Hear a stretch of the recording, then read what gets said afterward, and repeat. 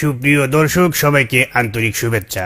শুরু করছি কয়েদিমু টেলিভিশনের সাপ্তাহিক আয়োজন বাংলাদেশ কি বিচিত্র, দেখাবো তার চিত্র। আমাদের আজকের বিষয় 70 গেল 80 গেল, মাগার যৌবন গেল না।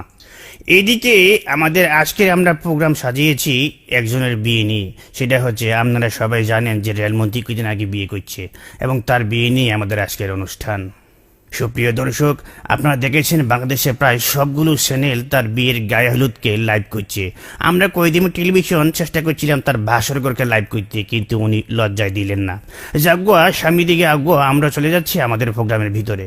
শুরুতেই তার বিয়ে নিয়ে আমরা শুনবো কিছু বিশিষ্টজনদের মতামত। আসলে 70 বছরের ইঞ্জিনের সাথে নতুন বগি কিভাবে চলবে আমার বুঝে আসে না। তবে হ্যাঁ, যেহেতু ইঞ্জিনের সাথে বগি লেগেছে, ভালো চলুক, এটা আমরা সবাই চাই। তবে হ্যাঁ, পদ্মা সেতু কিন্তু হবেই।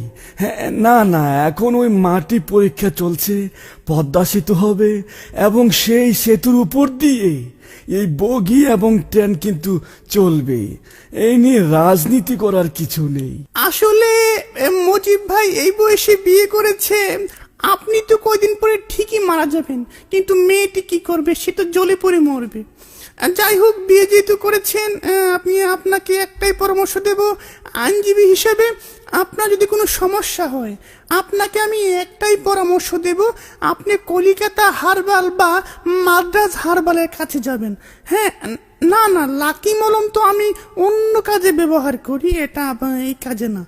সাংবিধানিক এবং গণতান্ত্রিক ভাবে একটি দেশের যে কোনো লোক 70 কি 80 এটা কোনো যায় আসে না, সে বিয়ে করতেই পারে।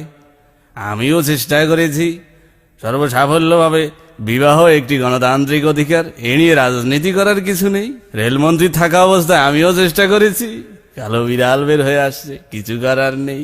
প্রিয় দেশবাসী, আপনারা দেখেছেন এই সরকার কি করেছে। বাল্য বিবাহ যেরকম অপরাধ, এই বৃদ্ধ বিবাহ কিন্তু একটি অপরাধ। এই সরকারের মন্ত্রী কি যেন নাম, রেলমন্ত্রী, একটি অল্প বয়সী মেয়েকে বিবাহ করেছে। এখন এই মেয়েটির কি হবে?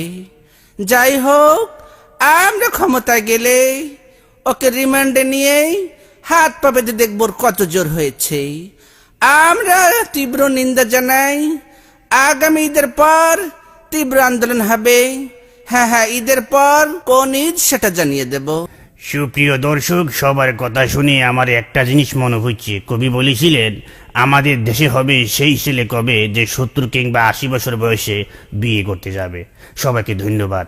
আবার দেখবেন আমাদের বিচিত্র অনুষ্ঠান বাংলাদেশ কি বিচিত্র, দেখাবো তার চিত্র।